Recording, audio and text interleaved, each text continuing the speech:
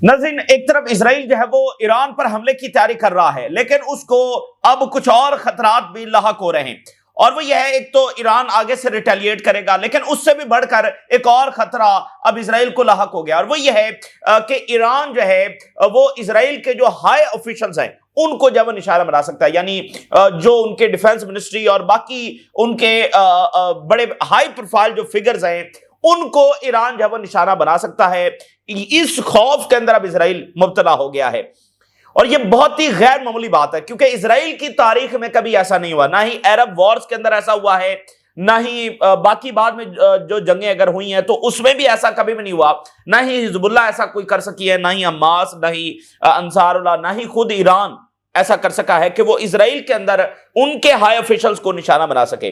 तो इस वक्त इसराइल इस खौफ के अंदर है, और उसने सिक्योरिटी बढ़ा दी अपने साइंसदानों की सिक्योरिटी इसराइल ने बढ़ा दी है। बाकी मिलिट्री हाई ऑफिशियल्स की और हाई प्रोफाइल शख्सियात की जो सिक्योरिटी है वो इसराइल की जानिब से बढ़ा दी गई है कि ईरान जो है वो इन पर अटैक कर सकता है। देखिए, नेतन्याहू की जंगें इसराइल को किस नहज पर ले आई हैं, यानी इससे इसराइल की सिक्योरिटी इस लेवल पर तो कभी चैलेंज हुई नहीं थी कि मतलब इस हद तक आगे बढ़कर उनको कोई अटैक कर सके। इसराइल की सिक्योरिटी कभी इस नौयत की चैलेंज नहीं हुई थी। तो जैसे मैक्रोन ने कहा था कि इसराइल की मुसलसल जंगें जो है इसराइल को गैर महफूज बना रही हैं, तो ये नेतन्याहू की मुसलसल जो एरोगेंस है ये उसका रिजल्ट है, ठीक है ना, मुसलसल जंगें। और अगली बात देखिए, गल्फ समिट आज हो रहा है बहरीन के अंदर। गल्फ समिट जब वो हो रहा है, बड़ा ही हिस्टोरिक नोयत का ये समिट है। इसका एजेंडा क्या है? इसका एजेंडा यह है कि west no longer can protect gulf.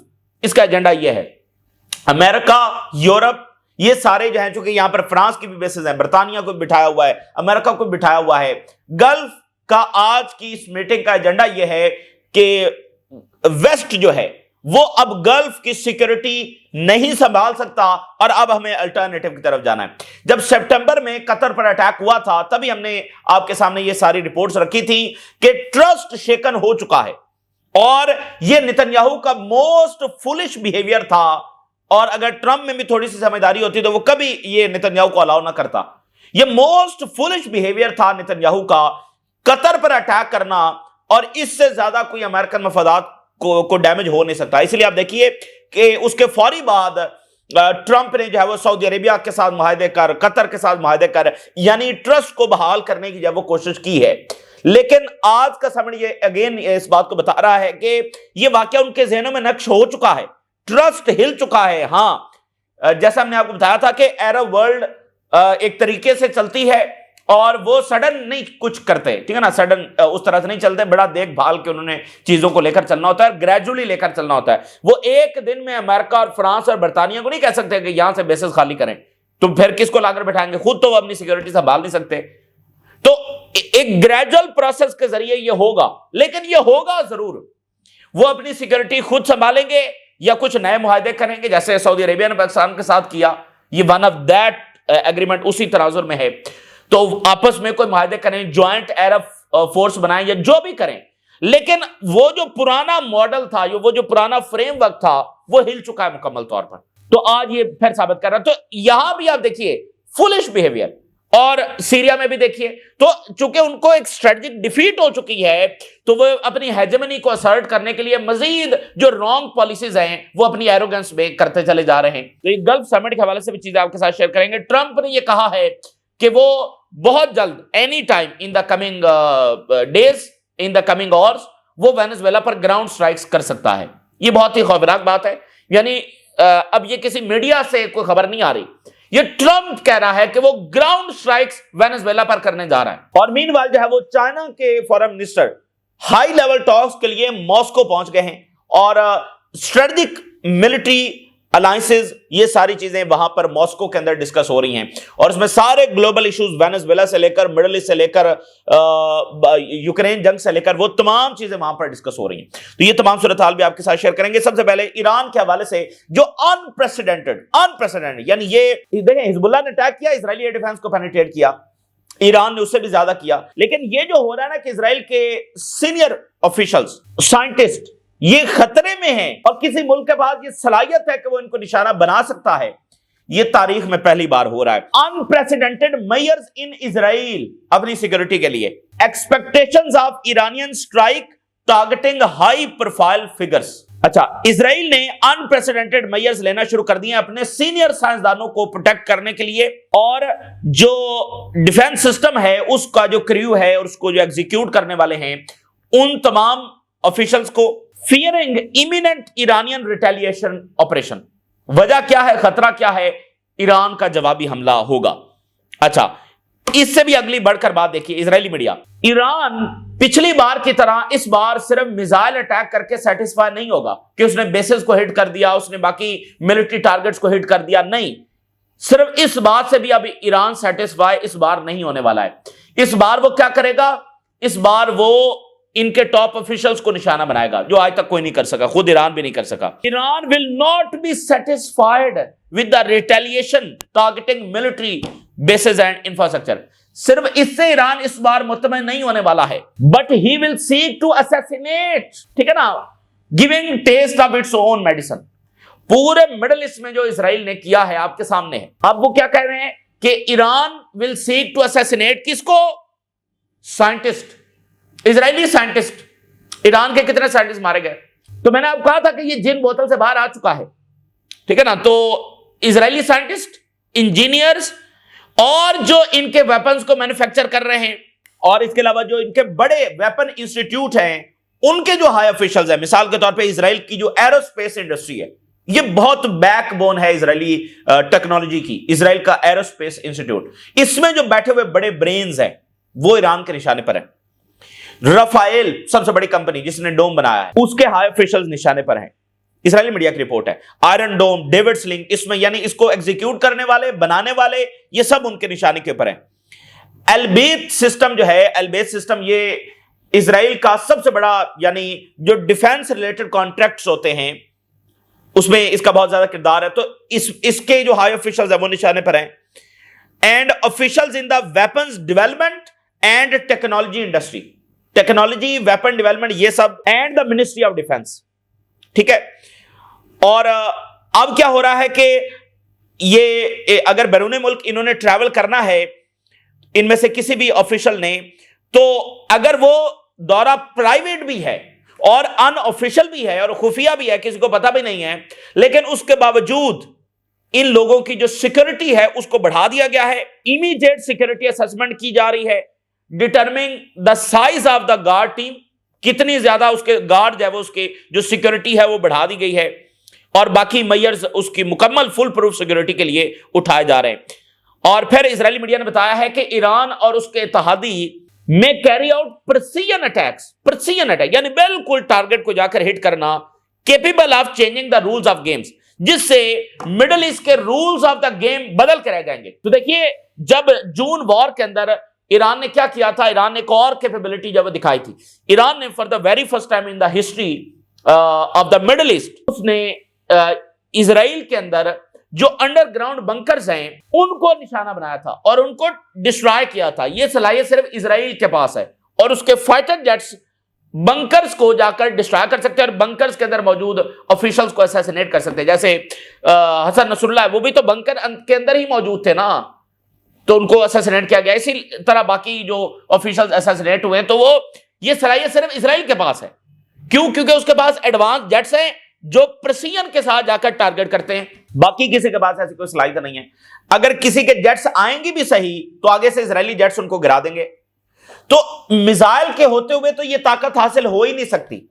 और फिर इजराइल के खिलाफ जिसका इतना स्ट्रॉन्ग एयर डिफेंस है, पूरे वेस्ट का एयर डिफेंस डिप्लॉय है, तो कोई मिसाइल इतना लेयर्स को पेनिट्रेट करता हुआ, डिफेंस लेयर्स को पेनिट्रेट करता हुआ जाए और फिर ऑन सरफेस को एक बिल्डिंग है ना उसको हिट करे, ये एक डिफरेंट बात है।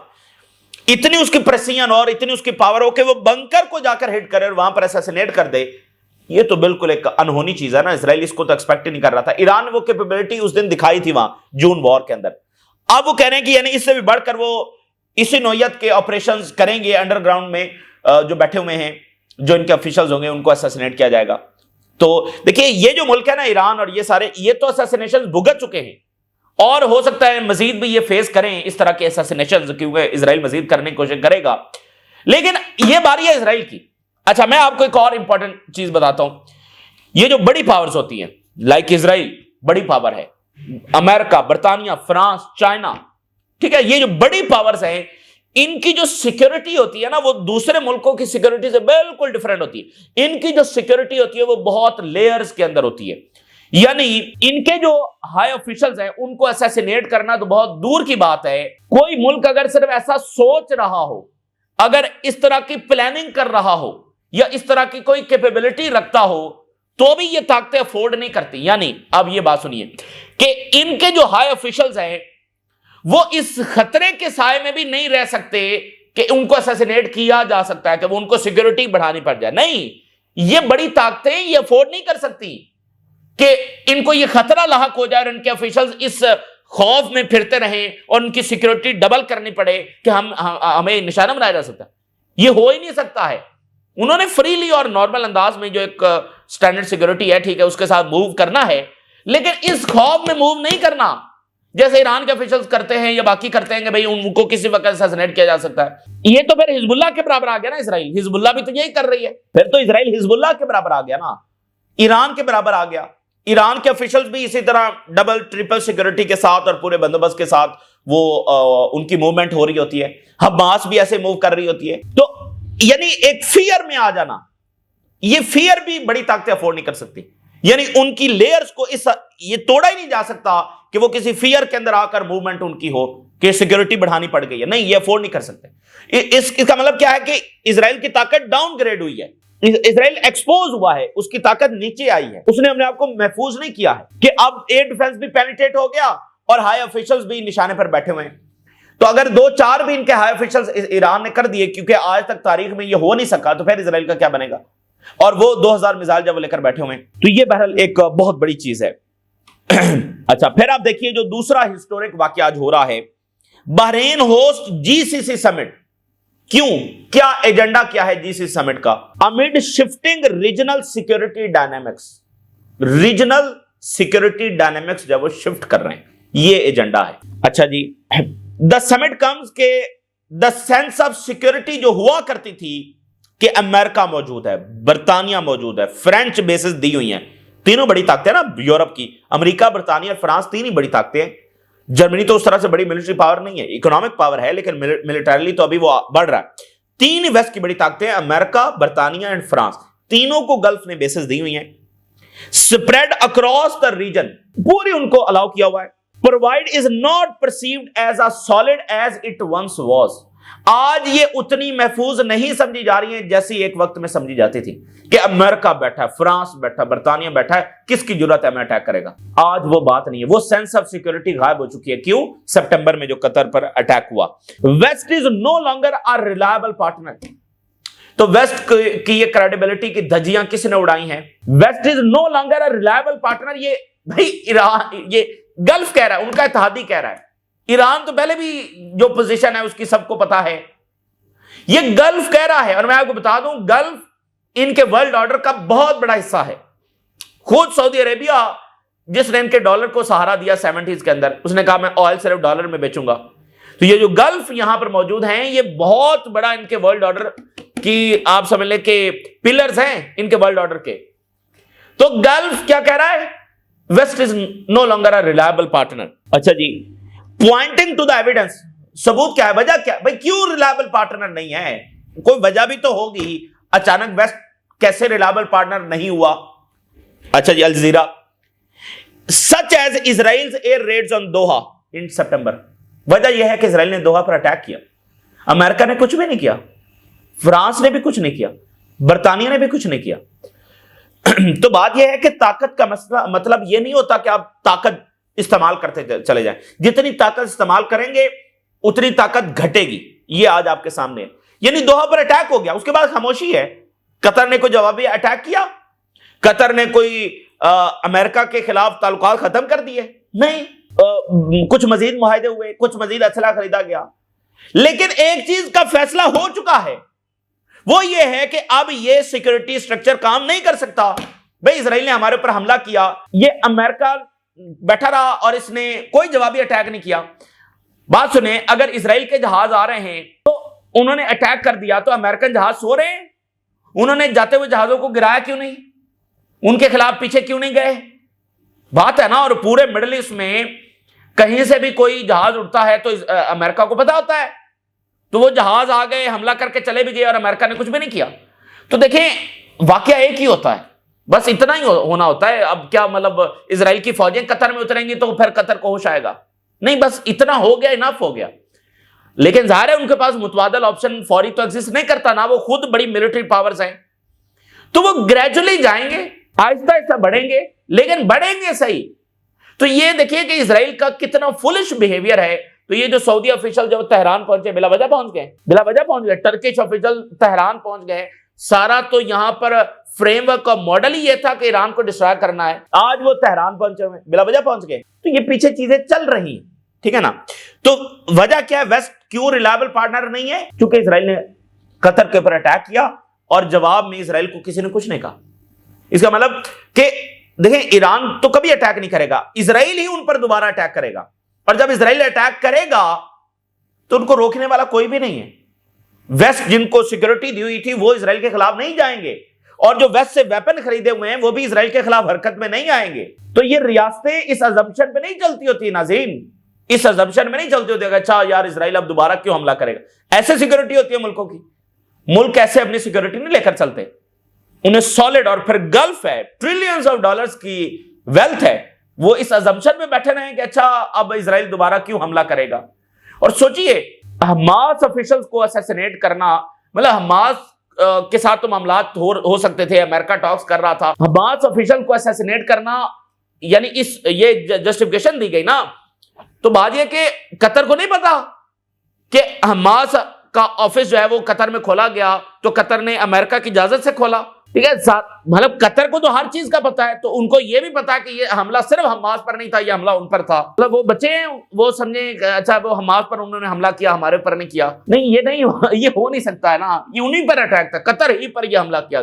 कतर को मैसेज दिया गया, गल्फ को मैसेज दिया गया कि हमारी कोई लिमिट्स नहीं है, क्योंकि ट्रंप का दौरा हुआ, ट्रिलियंस ऑफ डॉलर्स दिए गए, तो इजराइल ने बताया कि तुम जो मर्जी ट्रिलियंस दे लो, अमेरिका हमारे साथ है, और ये नमूना देख लो। तो हमास को असैसिनेट करना तो सिर्फ एक बहाना था, असल मैसेज देना था। तो अब ये उसका नतीजा है, ठीक है ना, नतीजा है उसका।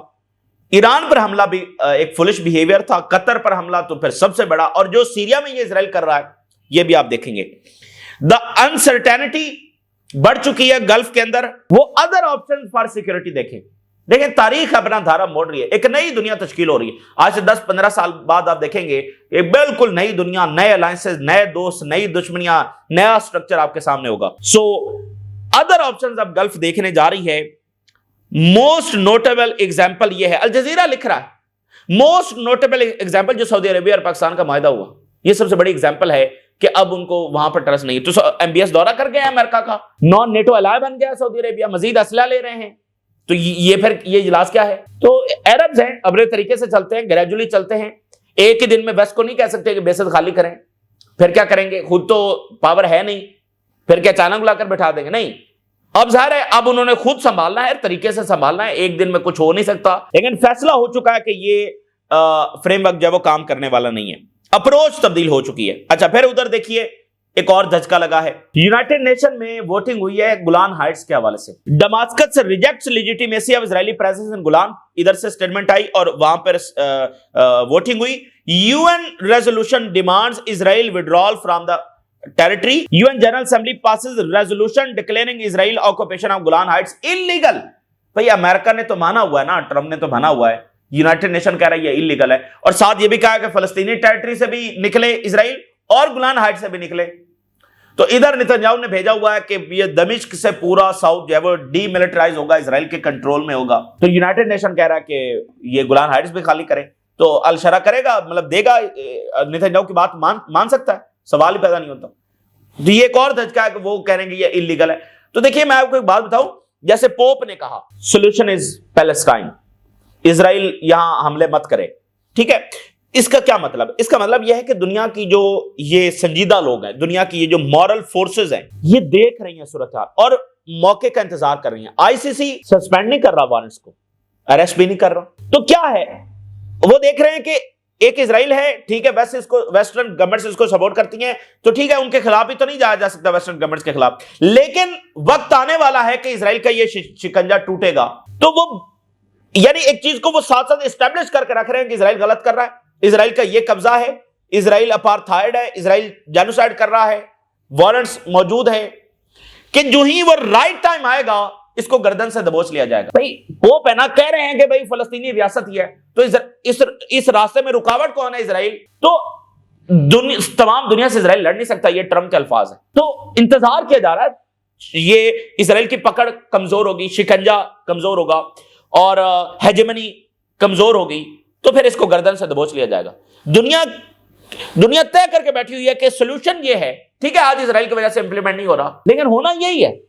तो इजराइल इधर टकरे मार ले, उधर टकरे मार ले, एरोगेंस कर ले, जेनोसाइड कर ले, वार क्राइम्स कर ले, उधर रास्ता नहीं है, उसके आगे बंद दीवार है। और ये आज का गल्फ समिट भी बता रहा है, ये गोलान हाइट्स इलीगल है, ये भी बता रहा है, पोप का ये मैसेज भी बता रहा है कि फलस्तीनी रियासत इज द ओनली सोल्यूशन। भाई जब सोल्यूशन ही एक है तो फिर कब तक ये इजराइल की बदमाशी मुल्क बर्दाश्त करते रहेंगे? अच्छा, उधर जो है वो वेनेजुएला पर ट्रम्प साहब अटैक करने जा रहे हैं। Trump says he is planning land strikes on alleged drug traffickers very soon. I will start ground strikes. Trump again threatens Venezuela land strikes and says Colombia also at risk. Colombia पर भी हमला होगा और Venezuela पर भी ground attack. और कोई भी मुल्क जो ड्रग्स बनाता है और अमेरिका भेजता है उस पर हम हमला करेंगे। Reuters, US lawmakers to force vote on war if Trump attacks Venezuela. अब कांग्रेस में उधर वोटिंग की तैयारी हो रही है कि ट्रंप को रोका जाए जंग से। CNN क्या लिख रहा है? CNN की जरा खबर देखिए। Trump is threatening to attack a country with more oil than Iraq. अब ये CNN की खबर है, एक ऐसा मुल्क जिस पर इराक से भी ज्यादा ऑयल है उस पर हमला होने जा रहा है।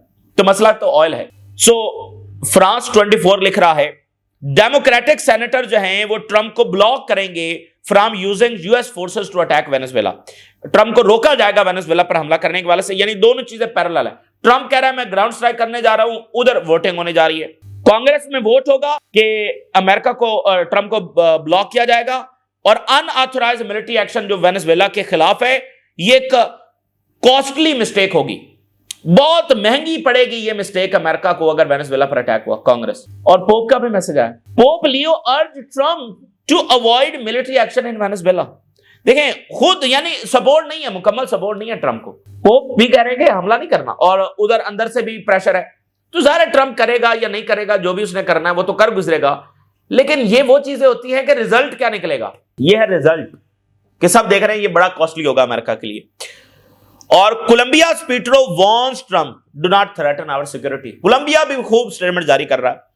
Colombia calls for unity in Latin America, तमाम रीजन जब मुतहद हो जाए। और फिर उन्होंने कोलंबिया के प्रेसिडेंट ने कहा कि मैं ट्रंप को इनवाइट करता हूं कि वो आए और देखें कि हम कौन से यहां पर ड्रग्स जब वो बना रहे हैं। ये उन्होंने ट्रंप को इनवाइट किया। तो अब ट्रंप ये कह रहे हैं कि कोलंबिया पर भी हमला होगा और वेनेजुएला पर भी अटैक होगा। ये बहरहाल इस वक्त की ताजा तरीन सूरत हाल जो आपके साथ शेयर किया। अपनी राय ज़रूर आगाह करें। इजाज़त दीजिए, अल्लाह हाफ़िज़।